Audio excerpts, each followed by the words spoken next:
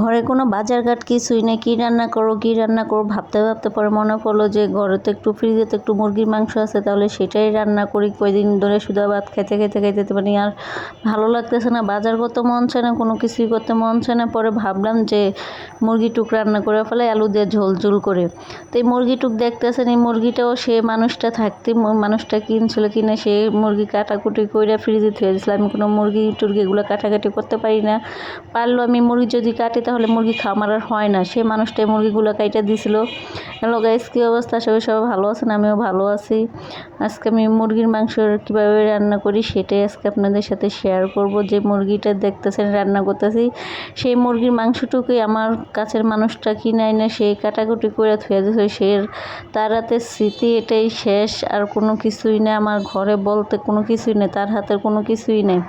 তো যাই হোক, আল্লাহ যা করে ভালোর জন্যই করে। তো ভাবলাম যে কতদিন আর না খেয়ে থাকবো, না খেয়ে থাকলে তো এমনি জীবন চলে না, তাই না? বাঁচতে হলে, যুদ্ধ করতেই হলে খাওয়া লাগবেই। আপনারা ভাবতে পারেন যে মানে সিম্পাথি কেনার জন্য এগুলো বলতেছে, আসলে কোনো এগুলো কিছুই না, যেটা বাস্তব সেটাই সত্যি। কিন্তু আমাদের সমাজে কিছু কিছু মানুষ ভিউ পাওয়ার জন্য, সিম্পাথি পাওয়ার জন্য কিছু কিছু মিথ্যা কথা বলে, এই জন্য মানুষকে বিশ্বাস করে না। আসলে কি ভাই, বিশ্বাস ছাড়া কখনো পৃথিবী চলে না। যে আমি মানুষকে বিশ্বাস করি, ঠিক আছে, অতিরিক্ত বিশ্বাস করি। অতিরিক্ত বিশ্বাস করা ভালো না, আবার বিশ্বাস না করলে আমাদের পৃথিবীটা চলবে না, বা কারোর সাথে কারোর ভালো একটা সম্পর্ক তৈরি হবে না। তা আমার ক্ষেত্রে যেটা হয়েছে, আমি এতটাই বিশ্বাস করছি যে আমার নিজের থেকেও বেশি তারে বিশ্বাস করছি, আমার নিজের থেকেও তাকে বেশি আমি ভালোবাসছি। কারণ ভালোবাসা যদি না থাকে, বিশ্বাস যদি না থাকে, মনে করেন ওই সংসার টিকে না। আমি এটা ভাইবাই সবসময় তার সাথে এভাবে চলাফেরার চেষ্টা করছি যে আমার সংসারটাকে আমি টিকে রাখবো যেভাবেই হোক। কিন্তু মানুষের মনে যে এরকম কুৎসিত একটা মন আছে, এত বৃষ্টি মন নিয়ে চলাফেরা করে, সেটা তো আর আমি কখনো ভাবি না। কার মনে কী আছে একমাত্র আল্লাহ ভালো জানে।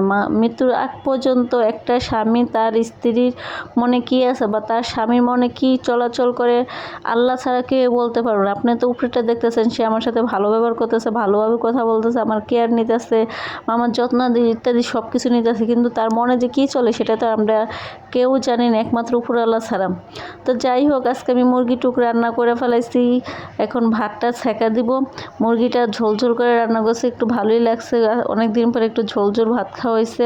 তো ভাতটা ছেঁকা দেওয়ার পরে মুরগিটা ভালো করে কষায় এখন আবার ঝোলটা মুরগিতে পরিমাণ মতো দিয়ে দেবো। আমি এবার একটু মাংস রান্না করলে কি হয়, পাঁচফোড়ন দেওয়ার চেষ্টা করি। পাঁচফোড়ন দিলে কি হয় জানেন, মুরগির মাংসটা একটা গরুর মাংস কি যে কোনো মাংসকে একটা ঘ্রাণ, অন্যরকম ঘ্রাণ আসে, অন্যরকম একটা স্বাদ আসে।